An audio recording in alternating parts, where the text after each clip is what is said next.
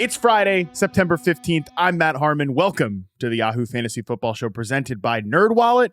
It's a hell of a day to talk ball. And joining me to do just that is Jen Eakins of 4 for 4. Jen, thank you so much for doing this. How's it going? It's going well. Thank you for having me. I'm excited to chat with you. We've never actually chatted before. So yeah, I'm excited to do it. We're in week 2. We actually have things to talk about as opposed to, prognosticating and talking about ADP and whatnot. We actually have real football to discuss. So I'm excited. Yeah, we can say things like, this happened last week. This happened in this game. And how might that help us going forward? It's great. We had TJ Hernandez, also a 4 for 4. Jen is from 4 for 4. I probably should have mentioned that at the top if I was a good podcast host. We had TJ last week, and it was sort of the, again, it's that weirdness of, it's week 1. It's a real game, but we don't know what we're talking about. Like Jen said, we have a ton of information now to deal with when we're projecting these games. And if you listened last week, we appreciate you. I appreciate you for listening to the show on a consistent basis. But if you're new, we're doing a little bit of a different format for our weekly preview shows here. It's the Binge Stream Skip preview. I'm also doing an article on the site, so definitely make sure to check that out. Continue to justify my employment. Again, if you're new or if you need a little reminder, this is how this works. Games that you want to binge, those are like the shows you can't miss. You're watching as soon as it's live, and you may just crush all the episodes in one weekend. These are sort of the fantasy games where you want to start all your dudes. They may even have some season-defining storylines. Games you want to stream are kind of like the shows you're going to watch start to finish, for sure, but you may watch them over the course of a few weeks. You're not just going to hit them all back to back. These games, they're going to feature, a ton of must-starts, but we can pick and choose our spots to find valuable plays elsewhere. And they are likely to at least one of the teams matter in the grand scheme of the playoff picture come December. And lastly, the games you want to skip. These are kind of those shows that you're leaning towards passing on. You might catch an episode here and there, or you may just stick to reading the recaps to keep up with the memes and all that. And again, these are they might not have the juiciest fantasy storylines, but again, we might be able to pick out a few players that we like in each game. Jen, does that make sense? And also, I should let you know, the real fun part about doing the preview this way is that I get to have a ton of anxiety about where I put each game. And I totally have self-doubt with all of it. And it also gives me yet another way that I can be wrong. Not only could I be wrong about the players, I could also be wrong about the category that I put these teams in. Yeah, you're setting yourself up for a little bit of there's anxiety there because I think it's also one of those things where some people may see a game as differently than you see it. So I think that, it's all based on perception. But yeah, I think that there's certain games that obviously are going to stand out to everyone. But then I think those middle ones, the stream category, I think can go either way. So, you're setting yourself up for some, we'll see. I like to set myself up for a little bit of potential disagreement. So yeah, that's a great point too, that, hey, if you out there disagree with me, or Jen, you certainly disagree with me about where a game is placed, feel free to let me have it. Feel free to make a case that a game should be in a different category, because especially I haven't wrote the article yet, so I can, adjust by the time we get to Friday. All right. With all that out of the way, let's dive into the Week 2 Fantasy Football Viewer's Guide here, starting with the binge category. And I don't think anybody would disagree that Baltimore Ravens at Cincinnati Bengals needs to be in the binge category, despite the fact I'd argue that these are two of the more disappointing offenses from Week 1. The Bengals are 3.5-point home favorites. The over-under is 46.5. So, Jen, like I said, these were two offenses that I think let us down just a little bit in Week 1, maybe a lot of bit if you're the Cincinnati Bengals. How are we feeling about these two teams as they head into an AFC North matchup? I think both teams, the managers that have these teams and these players are looking for a bounce back from both. I mean, let's be real. Lots of disappointment around. We had obviously J.K. Dobbins out for the year again, which is a huge blow to everybody, for himself, whatnot. So I think it's one of those where it's interesting. There's, as we know, a big waiver wire frenzy over the Baltimore running backs there. And, the Bengals were very disappointing. So, and they're a highly rostered offense. So I think that, I think people are going to be watching that game. Not only just, it is an exciting division game, but we also have a lot of fantasy pieces in there that need redemption already. Yeah. I think the one bright spot for Baltimore, obviously there will be a ton of intrigue on the running backs, but the one bright spot from Baltimore was rookie wide receiver Zay Flowers. I mean, incredible debut. I know he got a lot of designed touches, a lot of screen passes, stuff like that, but you also saw him, I mean, I charted this game for reception perception. Like, you saw him winning against man coverage, winning downfield. So he's really a guy that I think you're kind of starting with confidence in this game. Agree or disagree? Yes, I agree. I think he's a good, probably like a wide receiver 2 this week. And I think that's kind of better. When we drafted him, we were thinking maybe, okay, he'll be all right, maybe a wide receiver 3. So yes, I think you draft him with confidence in your wide receiver 2 spot. Yep, I like that a lot. On the Ravens backfield, though, this one's tough for me, right? Because I've been a big Gus Edwards guy. I really appreciate the way he played, especially, kind of in multiple points early in his career, but he's had a lot of injuries. It certainly seems like, new offensive coordinator Todd Monken really liked what he saw out of Justice Hill, who's also an Achilles guy, and we know that's a tough injury to come back from running backs. Any lean with either of these running backs here? For me, I would probably go Hill just because he got the goal line work. So I think if you're debating and you're looking to plug one in, I'd probably go with the one that's going to probably maybe score a touchdown or two. But I don't think Edwards is a bad play if you need him. Yeah, I personally think that, like, I'd really rather not start either one of these guys, but I mean, look, the name of the game at running back is sometimes you got to do some things you don't really want to do. So I'm with you that I think that Justice Hill is probably the guy that's going to touch the ball the most. I mean, he's certainly going to be involved more on passing plays than Gus Edwards is at this point, and that's going to matter in this offense. Like, I kind of doubted that, J.K. Dobbins is going to have this big passing game role, but man, he was on his way to dominating running back work in Baltimore. So I don't think that's going to be the case with Justice Hill or Gus Edwards, but I think from the passing game standpoint, it's probably going to be Justice Hill there. Yeah, I can get behind that. Like I said, I feel the same way with you. Like, I'm not rushing to start either one, but sometimes we have to.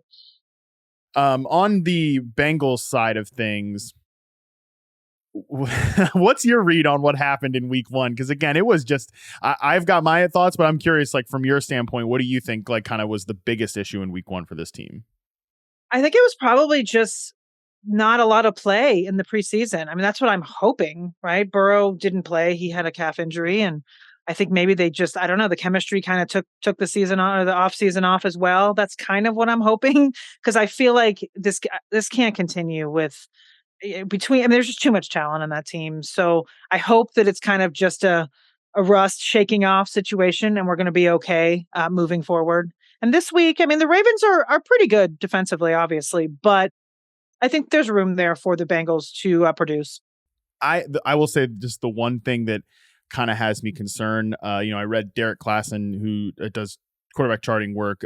I read his write-up that he did for Reception Perception too on Joe Burrow. And the part that stuck out to me was him saying, quote, every aspect of Burrow's game was affected by the injury and the missed time over the offseason. This was the most apparent when Burrow tried and failed to drive the ball, right? Like, Burrow's not... He's not Josh Allen. He's not Patrick Mahomes. He's not Matthew Stafford from, like, a physical gift standpoint.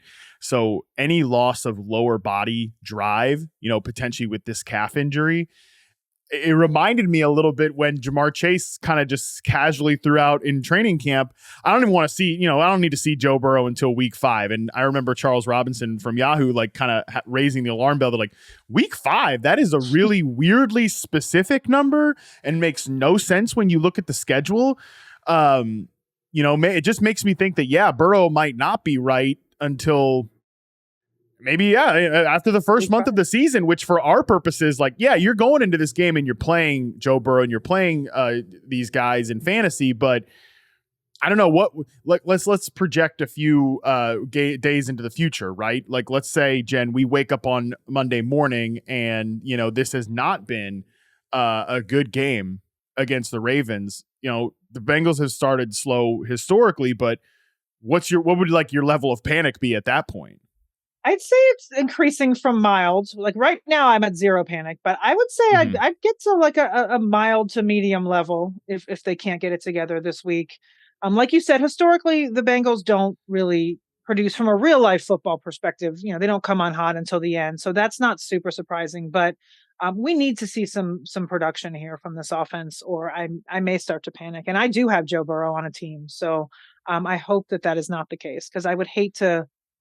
You can't sit the guy, but Right. you may have to, I guess. Yeah, and that's tough too against a defense in Baltimore that's actually given him a little bit of trouble. So there's just a Yeah, lot at play here. Like we're saying, I think if you have these guys, you're starting your guys here. And I mean, I think the most likely outcome is we wake up on Monday morning and be like, yeah, things are good with the Bengals. But I feel a little bit more concerned about it than I did probably 3 days ago, which is yeah. a little bit alarming. Let's move on to the next game here. Seattle Seahawks at Detroit Lions. 5.5-point home favorites are the Detroit Lions with a 47-point over under. Yo, Jen, this game last year was an absolute barn burner. Are we going to get anything close to that here this week after these two offenses? Obviously, Detroit won, Seattle lost. Again, these are offenses that left you want, certainly with Seattle and a little bit with the Detroit Lions. These are offenses that left us wanting a little bit more in week one. They are, but I'm excited. I feel like we're gonna get what we want here. I feel like, I mean, it may not be. I think it was 48-45 or something like that. I don't know if we're gonna get that kind of score, but I think with these offenses and lack of defenses, I feel like we're gonna get another really good game. I'm excited about the pieces here, and I feel like they're all in play. And I hope, Yeah, I'm a little worried about Gino, right? Because coming into the season, we were like, okay, is he going to kind of turn back into the pumpkin Gino that we knew for 10 years before last season? So that's a small concern. But I think that, yeah, I'm excited for this game. I think it's going to be a shootout of sorts. Maybe not as high as last year, but I feel like we're going to get a shootout. yeah, like 90 combined points. Yeah, That's a lot to ask for. Even the Chargers Dolphins game that we were all so gassed up about, that didn't reach 90 total right. points. So I think that would be certainly a lot to ask of these two teams here. I'm with you that the Seahawks, I certainly have my eye on more from like a skepticism standpoint. Number one, because Abe Lucas is going to be out multiple weeks now. They're starting right tackle, left tackle Charles Cross also banged up as well. They signed Jason Peters, who somehow is going to play play tackle in the NFL at 41 years old. I mean, that's nuts.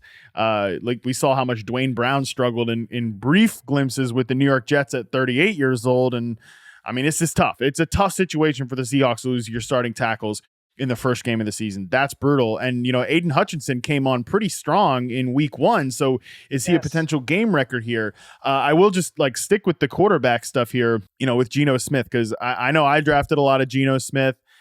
From a quarterback ranking standpoint, where do you think you would have him here in week two? Put him probably, I put him just outside of a quarterback one, like maybe 13, Mm-hmm. 14.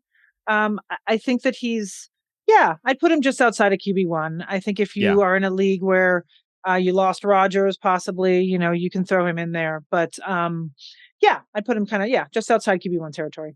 Yeah, same here. I right now have him at quarterback 15. I've got guys like I think even Daniel Jones. I know he was awful in week one, but I think he's going to have a nice little bounce back. Got Daniel Jones ahead of him. I have Jared Goff in the same game ahead of him. Hmm. Deshaun Watson. We'll talk about that game later. I'm a little kind of waffling on that. And Brock Purdy, I have above him as well. So we're kind of on the same page from a Geno standpoint there. I know, I think we're playing these Seahawks receivers, JSN maybe not as much, but we're going back to DK. I think we're going back to Tyler Lockett. He gets Yeah. banged up in that game, misses some time. He'll have a nice bounce back here. Kenneth Walker, I think, is in must-start territory after being a feature back player. But on the Lions running backs, that was one of the biggest talking points. It feels like 1,000 years ago now because, we're recording this on Thursday. It was literally a week ago. A week ago in the NFL season, Jen, I mean, shoot, that might as well be 1,000 years ago at this Yeah. point. One of the biggest talking points coming out of the game is like Jahmyr Gibbs' role and Dave Montgomery being the feature back. What's your expectations for these two running backs and their playing time going forward? I definitely did not panic on Gibbs. I couldn't believe that there was a lot of I thought overreaction on Gibbs because yes, he had limited, but he was really good in what he was given. Yes, he tripped once and he should have scored. I get that, but he showed explosiveness. He took some big hits for a little guy and got up. So to me, that was encouraging. I think his volume is going to grow. I know that going into the season, there was discussion from Dan Campbell that he was going to be a specialist. I feel like it's going to grow, and I feel like that he's going to get more volume. It may not be this week. He may just get a few more touches this week, but It's definitely not panic mode. I would not sell Gibbs. I would not drop Gibbs. I think that he's going to be fine. And, it may be a slow, he's a rookie, and he's little. So maybe they're easing him in and they don't want to burn him out too quickly. So I'm fine with Gibbs. I like him. Like I said, I like what I saw from him when he did have the ball. Yeah, he was electric when he got the ball. Mhm. My big takeaway from week one, and to be fair, this is how I viewed these two backs going into the season. I think if we redrafted today, I think Gibbs would have to come down a little bit. And I think Dave Montgomery has to come up a little bit from where he went. Like Montgomery having that goal line role, having some access to passing game role. I mean, Jahmyr Gibbs only ran a route on like 19% of the dropbacks. That was unexpected. I do think that Montgomery is a nice play here if you're chasing touchdowns. Like I think he is sort of in my I'm going to rank him ahead of Jahmyr Gibbs this week. I think he's going to be I think that's fair. Yeah, I think he's a quality running back too at this point. Until we've seen otherwise, like maybe Gibbs takes this thing over, but I think these guys can coexist together anyways. It's just I think it is gonna take some time with Jahmyr Gibbs going through the rest of the season. No, I absolutely agree. And I think that's fair as far as, like you said, if we were going to redraft, I absolutely think Gibbs is not a third rounder, but I still think that he's, I like him. And I mean, I have him on some teams and I'm happy. And Montgomery, I'm happy to see what we did see, because he was one of those guys that people were kind of iffy on and you could scoop him up for some value this offseason. So I'm happy to see the work that he got. And like you said, I think they can absolutely coexist. All right, next game up here in the binge category, Kansas City Chiefs at Jacksonville Jaguars. Chiefs are 3.5-point home favorite, or Chiefs are 3.5-point road favorites in Jacksonville. 51.5-point over under here. Pretty beefy, despite the Chiefs not really showing it in week one.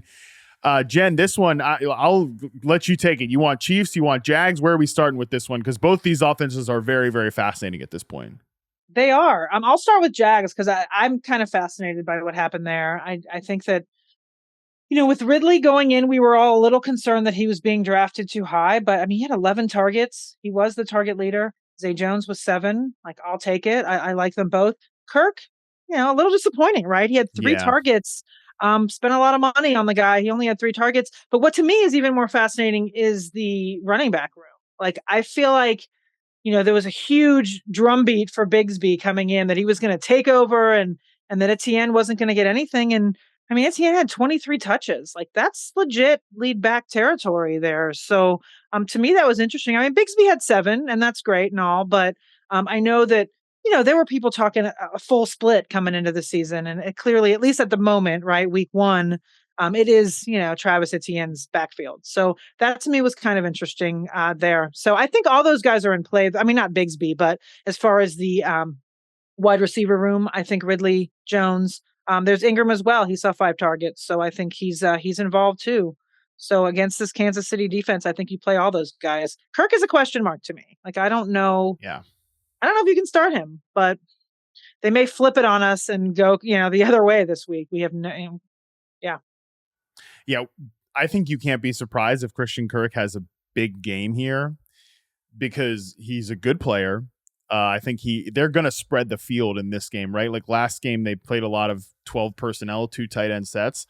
It would be kind of surprising to me if they go into Kansas City and they don't like spread the field with at least 3 receivers. They're going to motion Evan Ingram around the formation to essentially have 4 wide. Travis Etienne's pass game role was really nice in week one. So they'll have a lot of passing game options there. I think Kirk is going to be on the field more often in this week than he was in week one. But that being said, you can't play the guy. I think it would be, you have to be in like multiple receiver leagues. You got to be kind of desperate in order to play him just because of the role that he had. And then, I mean, if he has another game like he did in week one and he's not running as a clear starter, he's running as a slot only player, then you're in a bit of a tough spot with Christian Kirk. So I agree. I don't really know if you're playing him, but he is one of the most interesting storylines from a fantasy perspective in this game. Certainly interesting is on the other side, the Chiefs, again, going into Jacksonville here.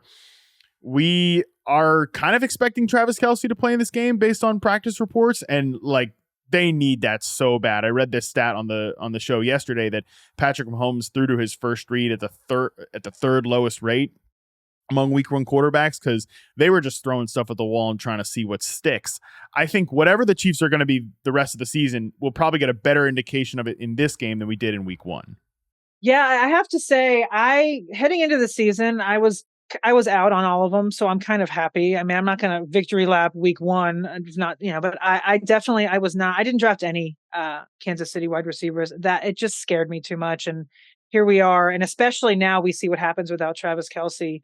I just, I don't even know where to go there, to be honest. I don't know that you can stake. Yeah, I just don't know if you can start any of those guys this week. I mean, I'm sure there's desperation out there in a flex that you're going to need to, but it's just mental gymnastics. I can't do it. I can't either. And I liked Sky Moore as a potential like small win at his ADP, but not a guy that had a high ceiling. And I mean, you can't get lower the floor than 0 catches in week Right. one. I mean, again, I think the receiver distribution will be a little more, or it'll be a little less all over the place than it was in week one. Like they're probably not going to, if Kelsey's out though, they're probably not going to have 7 guys active. They're probably going to have one of these receivers be a healthy scratch on game day, and we'll see who that ends up being. So should be really fascinating because I don't think anybody other than MVS on his couple targets, which that's pretty much all you're asking of MVS. Right. Like nobody really shined in week one. Even Rashid Rice scores the touchdown on like a broken play. He drops a pass. Like there's a lot of Mhm. miscues going on there. So we'll see. But I'm with you that I can't really stomach playing any of these guys. And I think the same is kind of true with the running back position too. That was a pure rotation as well. Like Pacheco had 4 catches, but McKinnon is still involved. CEH starts on the early downs over him. So these guys are barely, like Pacheco's barely flex viable at this point. Yeah, no, I agree with you. It's tough. I mean, I know people are going to have to start Pacheco, and I mean, he had 12 touches, but it just wasn't pretty for any of them. And McKinnon, I kind of expected McKinnon to actually be more involved, and he wasn't, and that was kind of a bummer as well. I kind of, I almost put him in my dead weight column, but I was like, you know what, let's just wait another week with him. But I thought for sure he'd be more involved in the passing game, and he just kind of, I mean, he had, I don't know his exact usage, but it wasn't what I was hoping for. I tell you what, for a game we put in the binge category, there was a lot of like, you probably can't play. You probably can't play a Chiefs receiver. You probably can't play Christian Kirk. You probably don't want to play any of these Chiefs running backs. Very weird game. I think we're going to learn a lot more about the Chiefs in this game than like we're excited to play dudes in fantasy going into it. So let's move on to a game I'm really, really curious about. San Francisco 49ers, 8-point road favorites going to the LA Rams to 45-point over under. Like the 49ers offense, Jen, I feel like we know what we're getting here. Although, of course, distribution can be wacky week to week here. But I don't know about you. I was really impressed with the way Brock Purdy played in week one. Any way that you can kind of like see what's coming here with these 49ers offensive players before we talk about the Rams, who are far more interesting. Well, yeah, I mean, the 49ers, they're interesting enough in that they're pretty much all playable. I think the one surprise was Ayuk. I think he had, and I think people are panicking a little bit on Debo Samuel. I think he's going to be fine. I think Yeah. they're all playable. Purdy, to me, I mean, he's moved into, he's a QB1 category. Like I'd put him, I mean, I don't do official rankings, but I would put him, maybe QB10 this week. Like I feel like he's up there, and I'm I liked jealous, him by the coming in. way. I'm jealous, by the way, that you don't have to do official rankings. I hate doing Listen, rankings. yes, that is the one. Yes, I don't. Yes. But yeah, so yeah, I like Purdy this week. I think that he's I think he's moved into QB1 territory. And if you would have told me that 2 months ago, I probably would have laughed at you. So, but yeah, I think it's a great matchup. And I think you play all those guys. I mean, everyone is pretty much who we thought they were, right? CMC, Kittle, Samuel, Ayuk. I mean, you can play them all. I think Kittle is going to end up being the one that gets squeezed out here in terms of like the target. I mean, at this point in his career, he's a 30-year-old tight Right. end. These other guys, I think Ayuk is still ascending to me. Debo is still like in his prime, and CMC is still in his prime. But like, if you have a better option than George Kittle at tight end, like I'd love to know how you Right. constructed that particular roster at this point. So Right. That was what I was going to say. Like, I agree with you that he's getting squeezed out, but tight ends grow, so you're playing him. It really isn't a question. yeah, and then with Debo, I'm with you. He ran a route on 97.1% of the dropbacks. Like he was still, if he has a massive game in week 2 here against the Rams, you can't be surprised about that. This is just an interesting matchup on that side because the Rams defense outkicked expectations in week 1. The 49ers, we had high expectations for from a defensive perspective going into the season. And oh boy, did they deliver against the Pittsburgh Steelers. So the question here, Jen, the kids in LA, Stafford and the kids, are they going to be all right again in week 2, especially Puka Nacua? Like, I mean, there has been so much Puka Nacua steam, and I've been a part of it because I really, really, really like the player coming into the NFL draft. I think the landing spot was perfect with the Rams. And I'm what we saw in week 1. I think it's legit. Like, it's exactly what I expected from Puka Nacua, the player. Like, on an individual standpoint, I certainly didn't expect no damn 15 targets. So I guess the question here is what are like. You don't do official rankings. Again, I'm very, very jealous of you because I have no idea where to rank Puka Nacua this week, just from like a vibes standpoint, and a much tougher matchup here against the 49ers. Where are we at with Puka? I haven't seen like, I feel like Puka this year is like, and I'm going back a few years, but like when Laviska Shenault became this thing, and just like, oh, I remember, God. And I remember it was like a Thursday night game, and I forgot who it was got hurt, and people were like writing me, should I sit Diggs for, just it's ridiculous. And I feel like Puka has become this. I'm excited for him, and I'm excited for Tutu Atwell, and I feel like they have a great opportunity here. But I think we need to kind of, temper a little bit. I think against this offense, I think we're looking at a wide receiver 3 situation. Like, I think that's fair, right? For both of them. I think that, Tutu Atwell was kind of getting lost in all the Puka hype because he had a pretty good game. I mean, he really did. He had 8 targets. I think that both of them I would put in the wide receiver 3, maybe Tutu more of a wide receiver 4, but either way, I think that's fine. I'm kind of Van Jefferson, I'm kind of bummed about that. I just felt like coming into the season, I was so excited about him because he was finally healthy, and him and Stafford were both healthy together.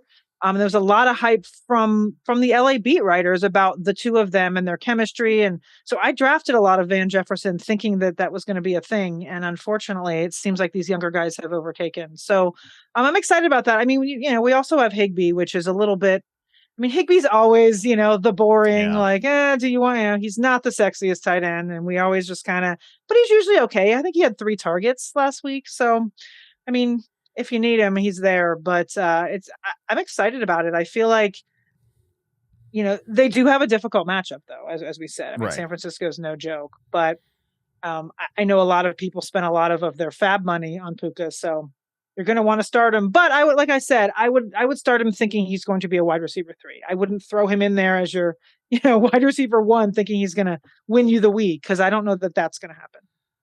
Yeah, I think people are going to be really tempted to start him over established guys. Yes. And I'll probably have him somewhere mid 30s, maybe like mid 30s in the wide receiver rankings, just depending on injuries and everything else. Like we get final practice reports. I'll probably have him there. So again, not a guy that you need to get in your lineup, because let me tell you what, if he comes out here and he's got, 3 catches for 28 yards against the 49ers in week 2, I am not giving you permission to be surprised. You're not allowed to be surprised by that. That would be an expected outcome. And it also doesn't mean that everybody that, got excited about Puka is an idiot. So like both things can be true here in this one. What about everybody that got excited about Kyren Williams? I mean, I do think that Kyren Williams might have like overtaken Cam Akers as the starting running back here, but I'm also not sure like how much that's worth against the 49ers in week 2, obviously. And specifically, like, I think Sean McVay has had a wandering eye at the running back position ever since Todd Gurley left. And if we're in Cam Akers zone in week 6 and 7, I think that wouldn't be the like weirdest thing that's ever happened with the Rams running backs. I'll tell you that. Yeah. It's interesting because I found it interesting this offseason when all of a sudden everyone was talking about Cam Akers and he was this great value. And I was like, I just don't buy that they all of a sudden like him again. Like they didn't like him last year, and they didn't like him. I don't understand that all of a sudden they're not going to be all in on him. So I'm not even a little bit surprised that Kyren Williams got the amount of work that he did, because they just never bought into Akers. And so here we are again, and I feel like I'm mad at myself for not actually drafting Kyren Williams. I should have. Because I came in, I actually have a bet with my podcast host about Akers. He said he was going to be top 15 at the end of the season, and I was like, absolutely not. So we have a bet on that coming in. So I feel like you said, for this week though, we have to temper our expectations a little bit against the 49ers. But I think that it was a wise pickup for those that did get him this week, because he may end up being that leader for that backfield down the stretch. And I like your chances of winning that bet quite a bit. Yeah, me too. All right, let's move on to the next game here. Las Vegas Raiders at Buffalo Bills. Bills are 9.5-point home favorites, 47-point over under. Look, let's just get right to it. Josh Allen, disaster game in week one. I mean, if it's kind of like it's very overshadowed, I think, at this point, because there were other quarterbacks like Burrow and other guys that had disappointing games. Lamar had a disappointing game. And then obviously in the same game, the biggest disappointment probably of the entire season, that Aaron Rodgers goes out after 75 seconds of game time. I think national attention's probably not as much on Josh Allen really having a disaster game. So how much percentage wise do you blame the New York Jets versus, like, is this something we should be worried about with Josh Allen? I think that game was just weird. I think with Rodgers going down, it just the mentality, like, I think he was just in kind of like YOLO, like he just didn't care. Like, he made some really bad decisions. I love Josh Allen. Like, he can do no wrong to me. So, like, I'm just kind of blowing it off. Like, he just kind of, I don't know. He just kind of, I think, went out of his head and just decided, screw it. I'm just going to do whatever I want to do. And, he made some bad decisions. It was not a good game. And they eventually lost, which is really, it's a bummer. They should not have lost that game. So I'm not worried about Josh Allen long-term as far as the season goes, like fantasy-wise. Yeah, he's fine. It was strange, though. It was a strange game, and I'm sure he got a talking to after that he needs to, rein it in a little bit and not make the throws that he was making at the end. He even said after the game, it's one game. We're not going to let it turn into two games, right? Like, this is going to be something we're going to move on from. And yeah, like, let's hope, because the throws were available, the plays were available, and he really just made things too. It was just a Josh Allen game. Like, anybody that's like, well, the offense or this, no, like, this was. I'm with you that I think Josh got in his head a little bit. He definitely tries to play hero ball way too much. Mm-hmm. And hopefully this is a lesson against a great defense. And again, I think the Jets are going to do this to a lot of teams going forward. Like, this is going to be an issue for teams going against the Jets. But, nevertheless, regardless, I think the Bills move on here. And like, I think you're playing almost all your Bills with confidence. Even James Cook, who actually sneaky usage wise had a really nice game.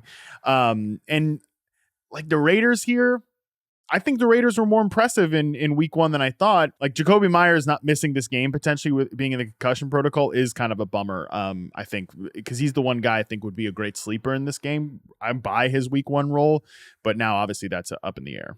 And Adams is hurt too, which is a little bit scary as well. I don't know. He has a foot. I'm not exactly sure. I haven't seen an update today, so I don't know exactly what is happening there. But if they're both hurt, I mean, I don't know. I mean, we're looking at Hunter Renfrow and Michael Mayer. I don't know. That's going to be ugly for the Raiders there against the Bills for sure. Yeah, they're a very, very shallow team there. A lot of options on the Bills you could consider starting. Dalton Kincaid, I think, is in the tight end one range. Gabe Davis, you could look for, like, again, same thing with Puka Nacua, but on the inverse.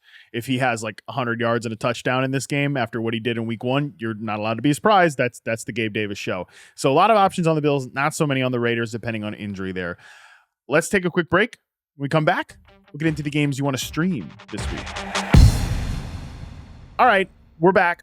Game number one in the stream category, Green Bay Packers, 1.5-point road favorites going against the Atlanta Falcons, 40.5-point over under. Yeah, we'll see about that. We'll see if the Falcons want to score that many points.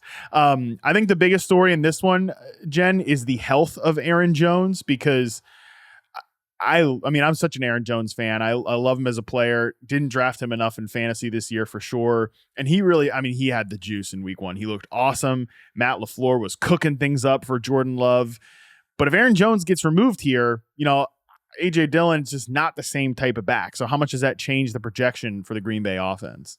Yeah, that's a bummer. I like Aaron Jones as well. And I thought coming into the season, he was such a good value. Like, you could grab two or three wide receivers and then get him in the fourth round. It was great.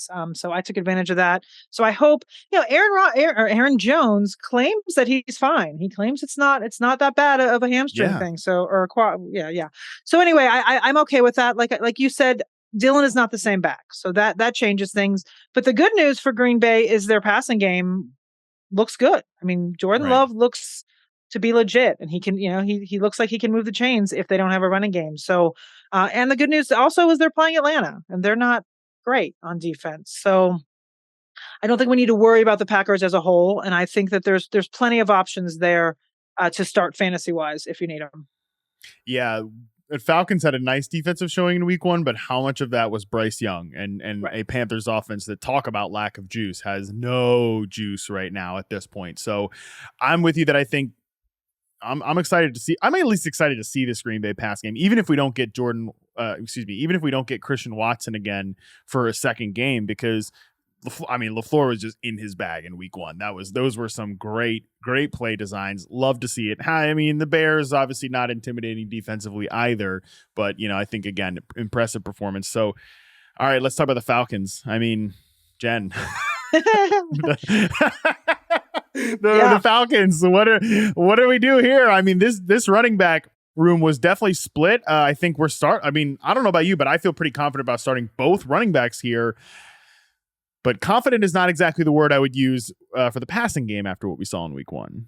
No, and I agree with you. I think both running backs are in play. I think that, I think that, yes, I think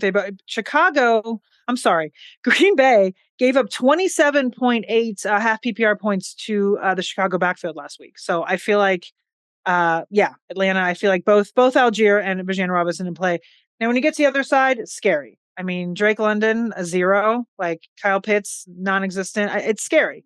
And that's Arthur Smith. I mean, he's scary. And heading into the season, we were kind of scared of that. And then here we are. So I don't know. I don't know what to do about Drake London. He's not going to continue to get a goose egg every single time he goes out there. But I think that we have to be mildly concerned, right? Yeah, I mean, he's going to be a tough guy to play. I mean, this is also it's not as if you get him in a cookie cutter matchup here in week 2 either, because Jair Alexander's a really good corner. Is he just going to track Drake London around the field? Maybe not. They could certainly get these guys open on play action. Like, that needs to be the case here. I think they were way too quick in week 1 to just take the ball completely out of Desmond Ritter's hand, but they didn't have to do much to beat the damn Panthers. I think they'll have to extend themselves a little bit to beat the Packers. But look, if you're out there and you got Drake London on your fantasy team and you're like, I am not playing him in week 1 period, or week 2 period, no questions asked. Totally get it. That's fine. And I think we might get it coming down the line here with Drake London. It just might not be in week 2, but shoot, I'll tell you what, Jen, I would love for it to be week 2 for my own. Even if I don't start him on my fantasy teams, I just need to see something better than 0 catches, which we're not going to see, but something much better than 0 catches would be appreciated. Agreed. All right, let's move on to the next game here. Los Angeles Chargers, 3-point road favorites going into Tennessee.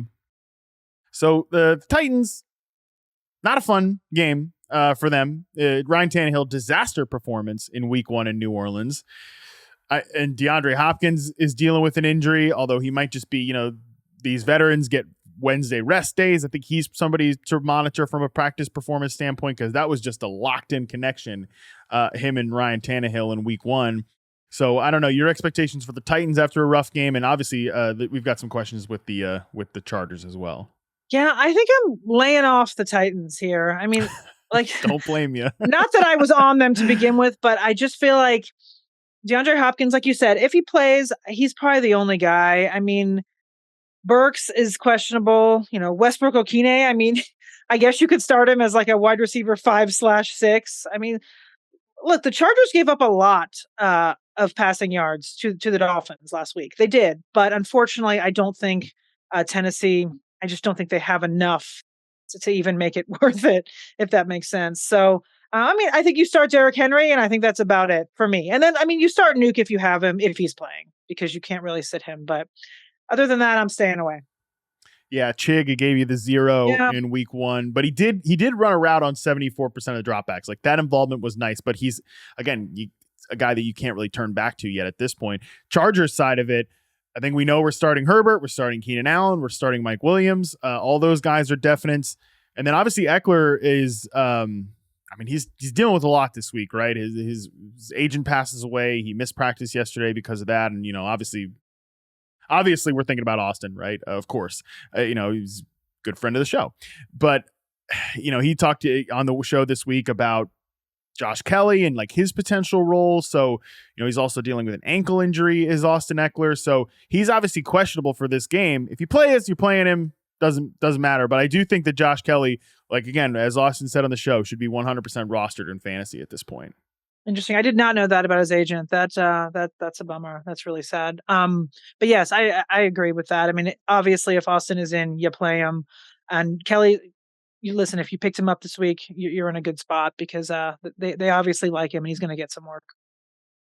Next game up here, New York Jets at Dallas Cowboys. The Cowboys are 9.5 point favorites against the fighting Zach Wilsons. 38.5 point over under. I'll tell you what, the must start of this game is definitely the Cowboys defense. Other than that, one thing to note here, Brandon Cooks dealing with a sprained MCL. They're, considering him, it's a potential, I think it's like day to day or week to week type of situation. I'm a little spooked that Cooks is going to miss this game. Couple guys to note there. Michael Gallup will jump to wide receiver 2, but deep sleeper, probably not playing him, but keep an eye on Jalen Tolbert, who was invisible as a rookie, but did get a lot of good reviews in the offseason.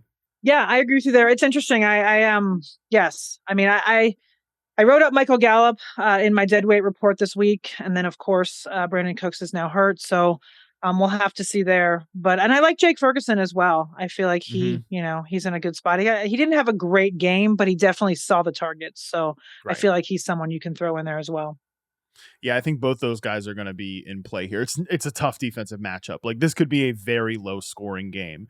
Because unlike what we saw on Sunday night when the Cowboys faced the Giants, I think the Jets defense will be able to punch back on the other side a little bit more than the other New York team was against Dallas. So it's not like, even with Brandon Cooks potentially being absent, it's not like I'm jumping to get Michael Gallup in my lineup, or I'm jumping to get certainly Jalen Tolbert or Jake Ferguson or these guys in my lineup. But if Cooks misses multiple weeks, I think this would be a really important role here to monitor with Brandon Cooks absent.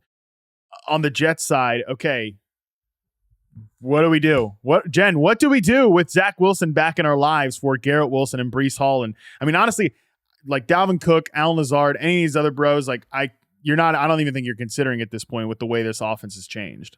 Yeah, I think if you have Garrett Wilson, I think you try to ship him. That's what I would do. I know that he did okay last season, obviously with Zach Wilson as well, but I just can't deal with that every week. If I was someone that had him on my roster, I would try to ship him. But as far as this week, I mean, I guess you play him, but like you said, against Dallas D, I don't know if you can. I mean, but I don't know if you have a better option. I mean, if you drafted Garrett Wilson, like I don't know who you're starting over him in your lineup. So it's a tough place to be in. Like I said, sell him. That way you don't have to deal with it every week.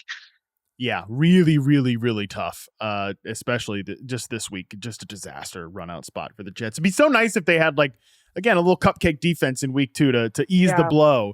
But it's like, nah, instead go into Dallas and go against those guys that made Daniel Jones's life a living hell in week 1. Next game up here, Miami Dolphins, 3-point favorites going into New England, 46.5 point over under. This is going to be on Sunday Night Football. I'm actually really, really interested. Look, of course, I'm interested to watch the damn Dolphins offense after what they did in week 1. I think we know what we're doing with the Dolphins offense.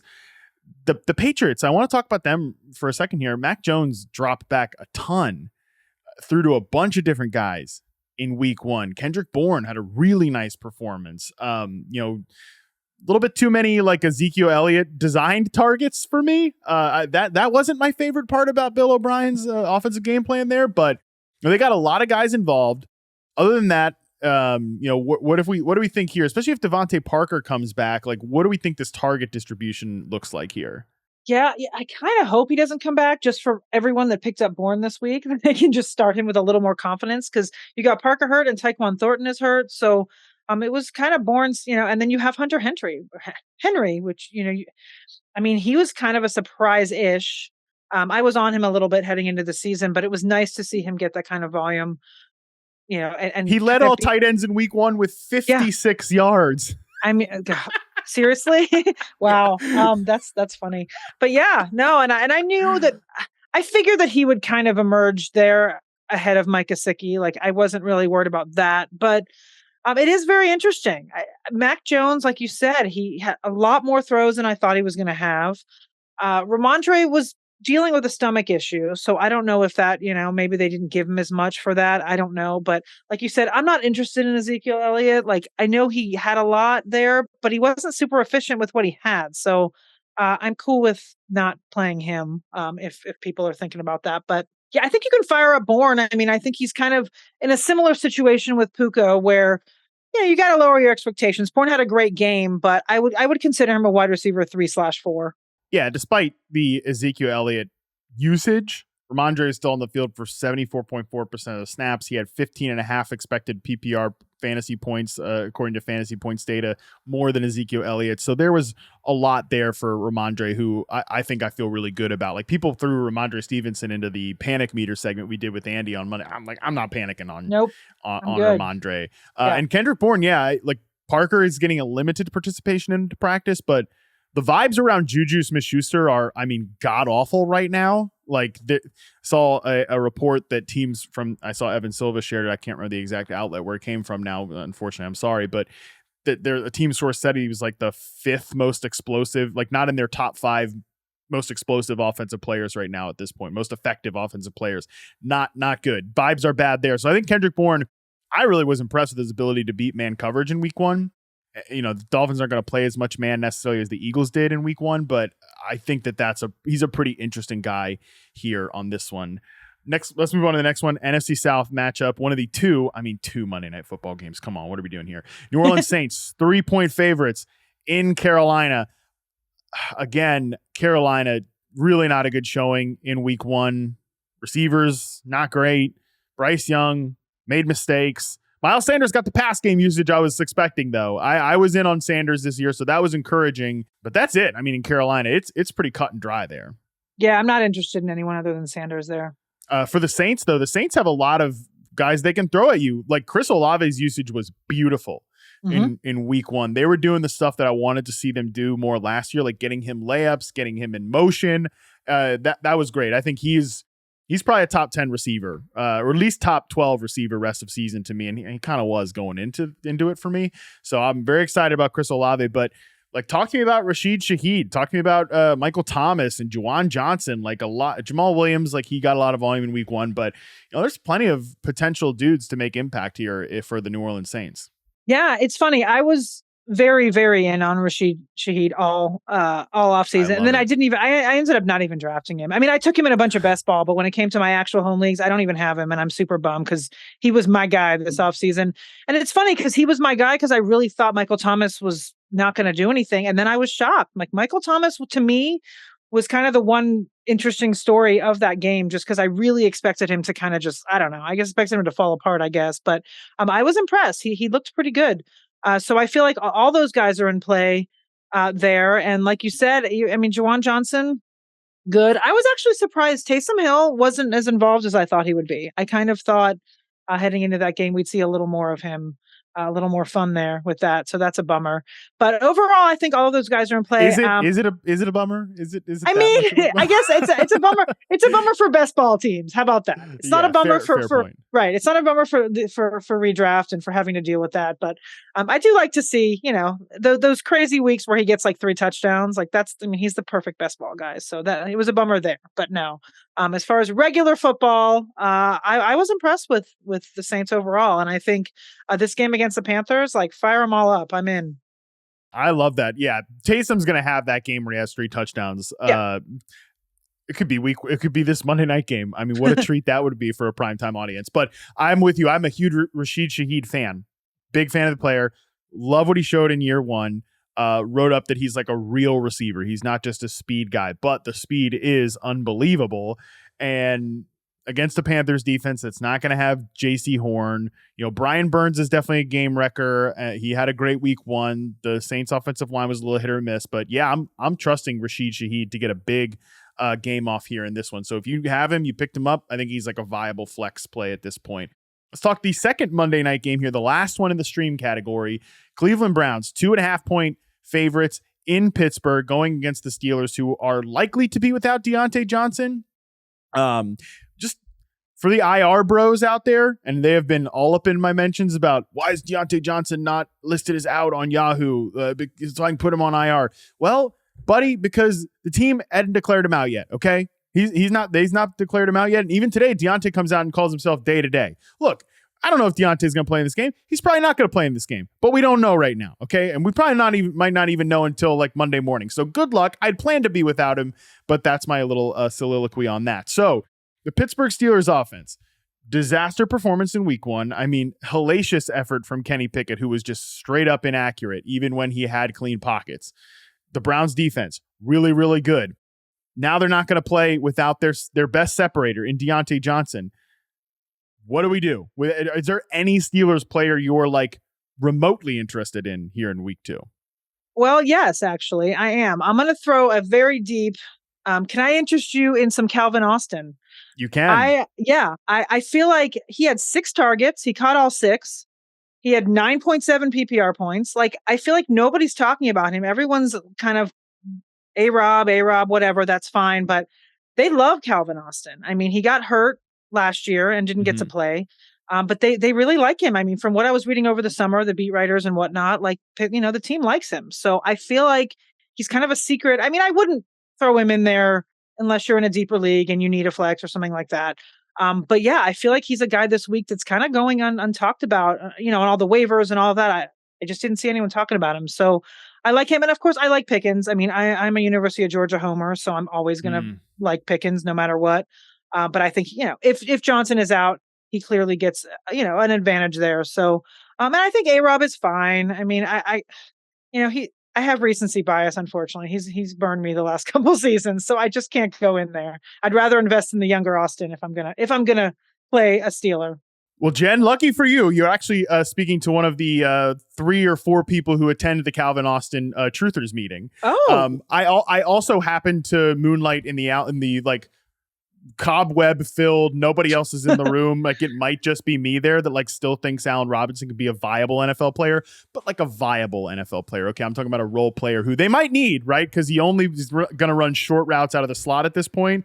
They're going to need those layup targets from him, especially with Myles Garrett coming after Kenny Pickett. Like, I bet Myles Garrett is just gassed up for this game after watching the tape from week 1, the Steelers offense. But on Calvin Austin, a guy I think that showed in his collegiate profile on reception perception that he can line up outside, despite the fact he's like 162 pounds or whatever. That's what he's listed at. He could line up and like beat man coverage as an outside receiver. So that's pretty exciting. If Robinson's going to stay in that slot role and Deontay's going to miss this game, they might just drop Calvin Austin into that role. Or there's also a possibility that we see Calvin Austin Matt Canada's pre-snap motion sucks. Like, you see all the offenses out there using motion to like get things going.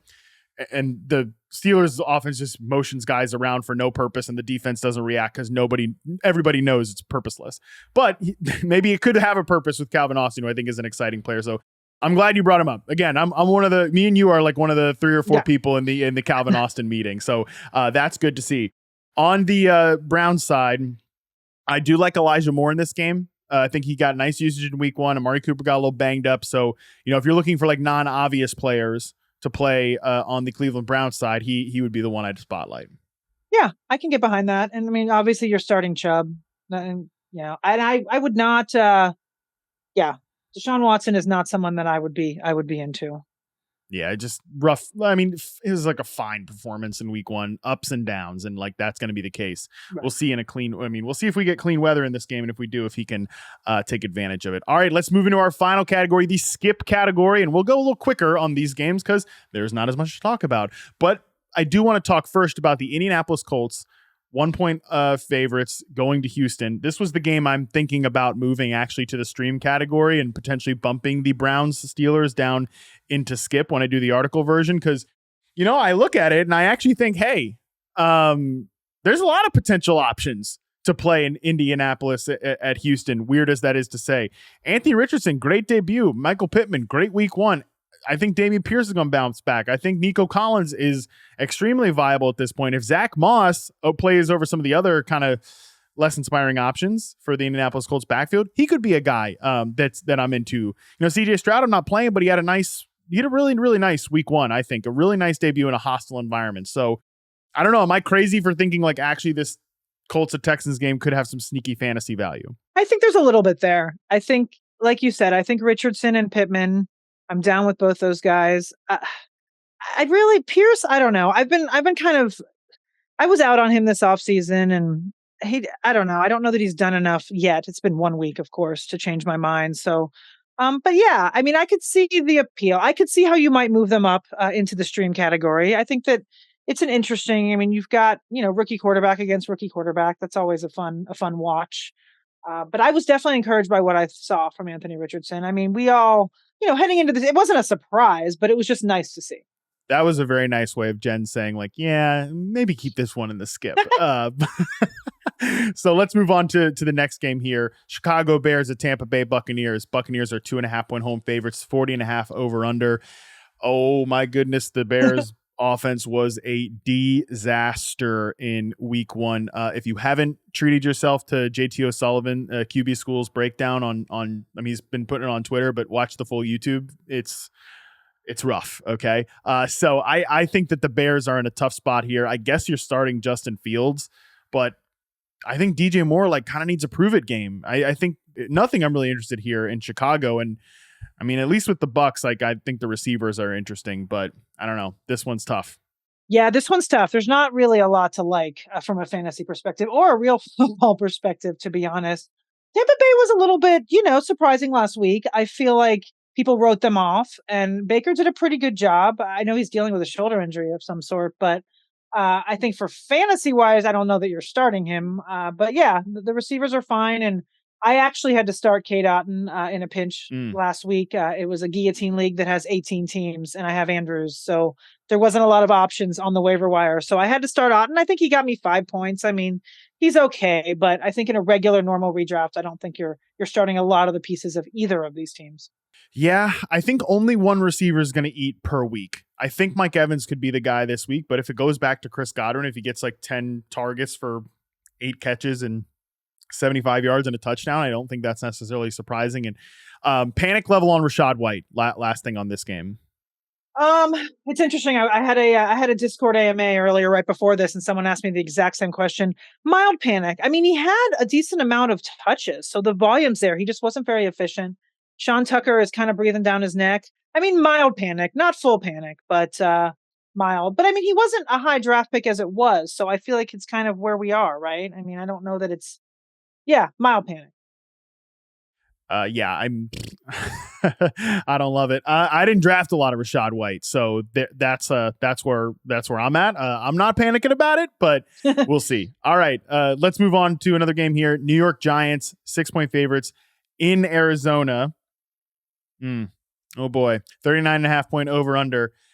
Are you I mean, we know the guys on the Giants. I think we can feel pretty confident that Daniel Jones, Saquon Barkley, and Darren Waller bounce back, and maybe someone else pops up on this team. But Cardinals side, wasn't ready for the Zach Ertz show in week 1, Jen. I'll tell you that. Nor was I. I don't think that there's anyone there. I mean, I guess you start Ertz if you're in a situation where you need him, but I don't know. I mean, Marquise Brown, Rondale Moore, I feel like the Giants, I would hope the Giants were completely humiliated, and hopefully they come out, firing. I hope so. And they couldn't have a better matchup to do it, to be honest. So hopefully that's the case. But yes, like you said, Barkley, Jones, Waller, maybe Ertz. You can start Connor. I don't have a problem with Connor. I think James Conner he had plenty of volume. So I think if you're in a position where you have him, you can start him, but that's about it. Cardinals defense was better than expected in week 1, but did that have more to do with the week 1 opponent? Beautiful transition to our final game of the week. Washington Commanders at Denver Broncos. Broncos are 3.5-point home favorites. Oh, a real beefy 38.5-point over under. Even Washington, and I love these receivers. I'm a huge fan of Terry McLaurin and Jahan Dotson. I think there's a chance McLaurin, who's probably not 100% healthy, even if he's participating in practice, and he played last week, could get the Pat Surtain treatment, which makes me think Jahan Dotson is interesting in this game because we saw Jacoby Myers roast up the number 2 corner for the Denver Broncos. So maybe Dotson gets back in the box here, but I don't know. I wasn't super enthused with what I saw out of Sam Howell in week 1. He was okay. Yes. I think and I think that's kind of what we expected. I mean, he's got that rushing upside, which is fun, but Yeah, I mean, I don't think you're starting him this week unless you're in a super flex or a 2 quarterback league. So that's kind of as expected. But yeah, like you said, I think Dotson's interesting. As far as Denver goes, pretty gross over there. I mean, the backfield, I mean, it is. And I live about 3 miles from the stadium here in Denver. And it is, yeah, I mean, you saw it was almost a 50-50 split, I think, with Samaje Perine and Javonte Williams. And um, Wilson, we were hoping for this big step forward, and it wasn't there. And now Dulcich is hurt, so we have Adam Troutman, which I guess you can play him if you need him. But I fear that the Broncos are just picking up exactly where they were last year, which we just did not expect with Sean Payton there. But I don't know. I mean, Russell looked like last year Russell to me last week. It just wasn't pretty. It wasn't pretty. The running backs are a committee. Jerry Jeudy still kind of up in the air. They're not playing Marvin Mims. They're playing like little Jordan Humphrey and the guys over him. It's not good. I'm with you that there's nothing I'm interested in Denver. The only thing I'm interested in this game is, Superflex Sam Howell. I think you can give him another week, and then the receivers for Washington. I think those guys are at least important to track. But all right, that's it. Before we go, we have one final piece of advice for your fantasy lineups. It's week 2. And we're going to help you make some smart decisions on who to start in your flex spot this weekend, courtesy of NerdWallet. NerdWallet helps people make smart decisions every day with their side-by-side comparison of top financial products. Jen, let's do a little side-by-side comparison of our own and chat about a few smart flex options that fantasy managers might be choosing between this week. You give me your 2, I'll give you my 2, and we'll get out of here. All right. My first one, Jamal Williams. He had 20 of 21 touches last week.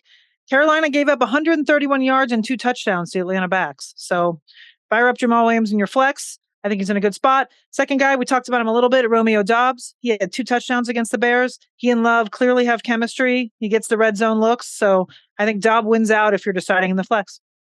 I like Romeo Doubs. He showed something. And like we mentioned at the top of the show, really, really encouraged by what I saw out of the Green Bay Packers offense and Jordan Love. So I like that Romeo Doubs call especially. I'll give you a couple here. Number 1, Odell Beckham. Didn't talk about him in the Ravens-Bengals game. That was intentional because I wanted to save him for this segment. I'm all in on the Zay Flowers hype, okay? I am on that Zay Flowers hype train. I'm riding that thing. I'd be willing to conduct that thing, okay? I'm a big fan of that player.